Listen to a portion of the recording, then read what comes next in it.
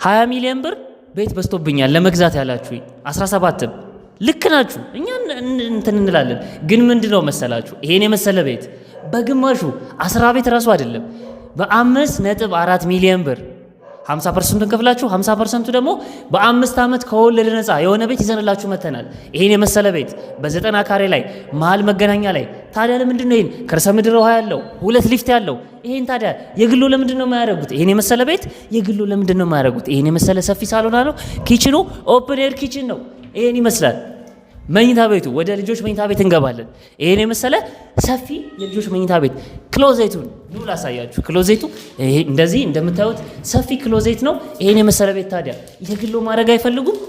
19 ሚሊዮን ብር ተወደደብኝ፣ 30 ሚሊዮን ብር ተወደደብኝ። ልክ ነው፣ እኛም እንቀበላለን። ይሄ ቤት ታዲያ ሙሉ ክፍያው 10.8 ግማሽ ክፍያውስ በ5.4 ሚሊዮን ብር ብቻ ይሄን የግላችሁ ማድረግ ትችላላችሁ።